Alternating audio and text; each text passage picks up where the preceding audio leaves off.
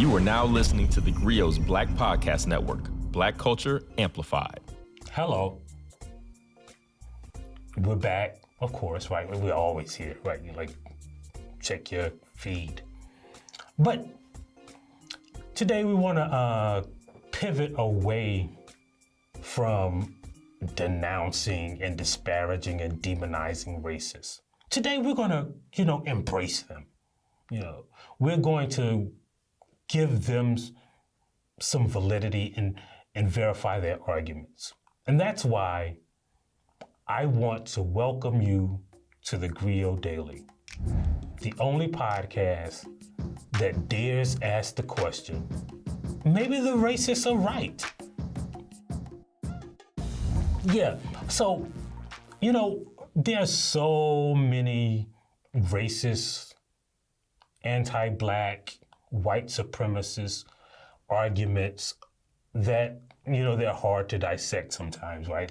It's hard to even keep up with them, right? Every time you dismantle one, right, there's another one, right? So today I want to look at that idea from the opposite perspective, right? We want to see if we can kind of verify or, answer or justify some of those racist concepts. Let's use the scientific method, right? So whenever scientists or researchers are studying something or comparing two things, they can't just look at them and then look at the other one. What they have to have is a control group, right? So if you say, I want to see which group of people are smarter, right? You just can't look at one group and look at the other group and see which one is smart, right? You have to take a homogeneous, randomized group of people and compare those results, right? Or an unbiased group of subjects, right? They use it all the time in medicine, right? So when they give people medicine, they'll give half of the group the medicine, and then they'll give some people a placebo or no medicine at all, right?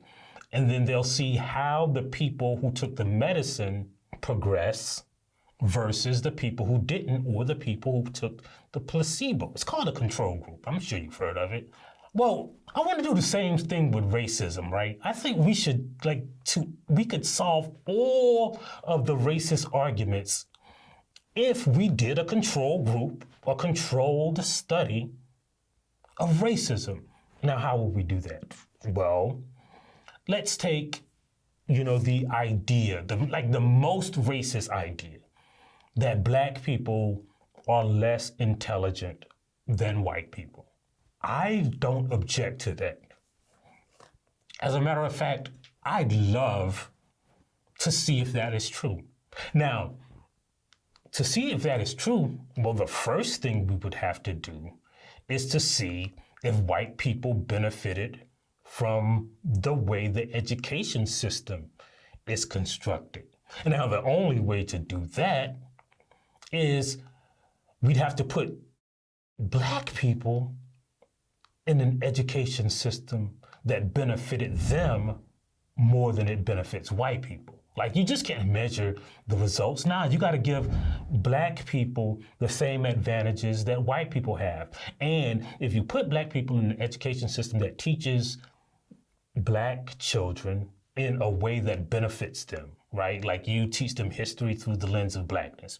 You use Black characters in their early English classes, right? Instead of see Jane run or see Sally run, we'll see Shaniqua run. Let's see Keisha run, right?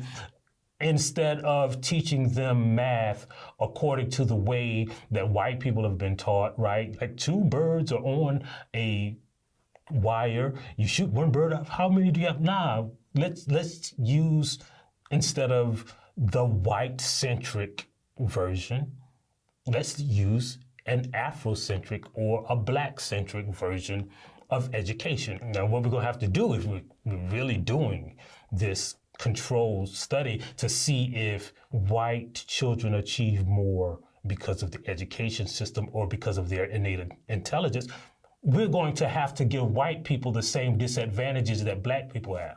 Like, we're gonna have to make them learn how black children learn. We're gonna have to underfund their schools, right? We're gonna have to discriminate against them when it comes to college admissions.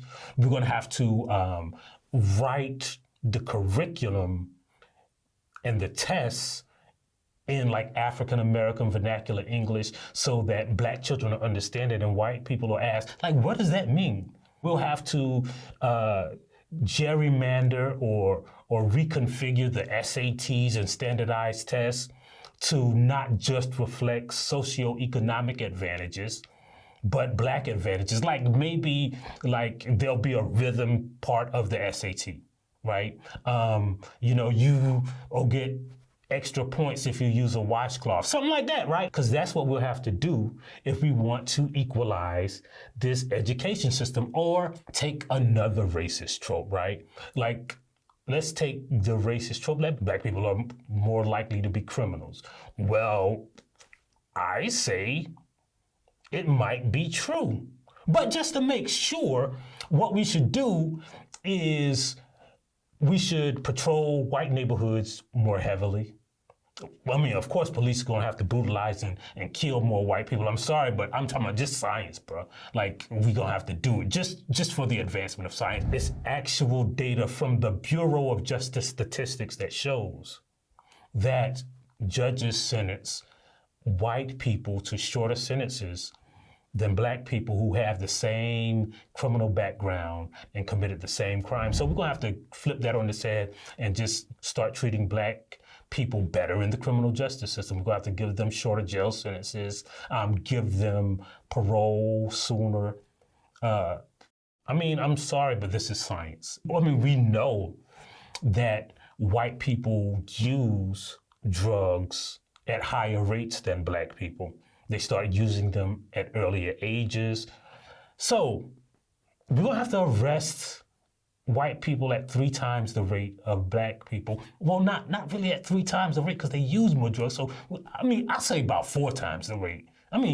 Just to be sure.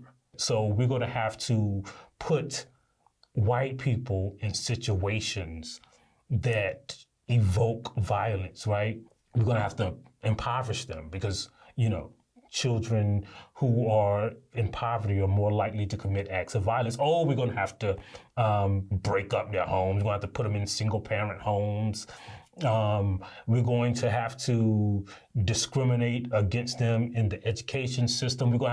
Teachers are going to have to punish white students harsher than black students because that actually happens. Because if they're not, right, like white people would thrive in that kind of system. If they are genetically or socially superior, if whiteness is supreme, then it won't matter. But if it does, we'll have an answer.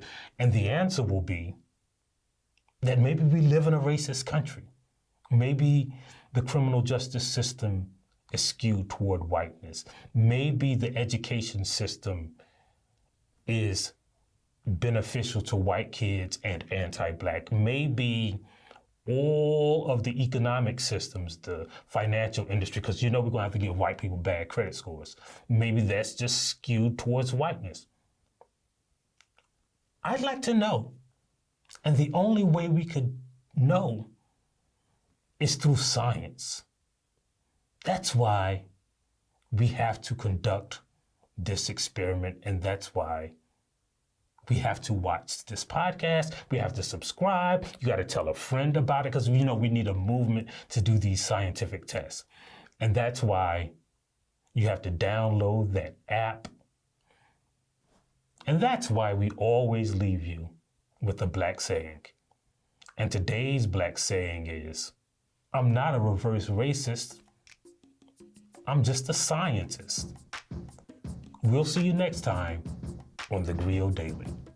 If you like what you heard, please give us a 5-star review, download the theGrio app, subscribe to the show, and share it with everyone you know.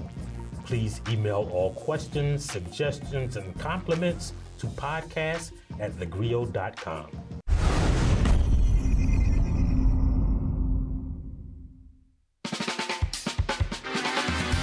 I'm political scientist, author, and professor Dr. Christina Greer, and I'm host of the Blackest Questions on theGrio's Black Podcast Network. This person invented ranch dressing around 1950. Who are they? I have no idea. This all began as an exclusive Black History trivia party at my home in Harlem with family and friends. And they got so popular, it seemed only right to share the fun with our Grio listeners. Each week, we invite a familiar face on the podcast to play.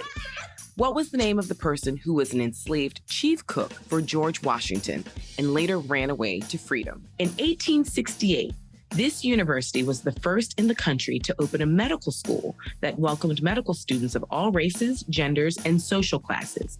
What university was it? No, this is why I like doing stuff with you, because I leave educated. I was not taught this in Alabama public schools. Question number 3, you ready? Yes. Let me try to redeem myself. How did we go from Kwanzaa to like these obscure? Sport, darling. This is like the New York Times crossword from a Monday to a Saturday. Right or wrong? Because all we care about is the journey and having some fun while we do it. I'm excited and also a little nervous. Oh, listen, no need to be nervous. And as I tell all of my guests, this is an opportunity for us to educate ourselves because Black history is American history. So we're just gonna have some fun. Listen, some people get 0 out of 5, some people get 5 out of 5. It doesn't matter. We're just gonna be on a little intellectual journey together. LaToya Cantrell? That's right, Mayor LaToya Cantrell. Hercules Posey. Born in 1754, and he was a member of the Mount Vernon slave community, widely admired for his culinary skills. I'm going to guess Afropunk. Close. It's Afro Nation. So Never last heard of year, that. according to my research, it's Samuel Wilson, aka Falcon. Wrong. Wrong. I am disputing this. I'm very 99.9999 sure that it is Representative John Lewis, who is also from the state of Alabama. That lets you know, Christina, we got some goodness come out of Alabama. There's something in the water in Alabama, and you are absolutely correct. The harder they come. Close. Oh, wait. The harder they fall? That's right. I'm one of those people that just changes one word. I mean, I know the song too well. I just don't know nothing today. It's I'm going to pour myself a little water while you tell me the answer. The answer is Seneca Village, which began in 1825 with the purchase of land by a trustee of the AME Zion Church. You know why games like this make me nervous? I don't know if I know enough black. Do I know enough? How black am I? Oh, my Lord. We gonna find out in public. So give us a follow, subscribe, and join us on the Blackest Questions.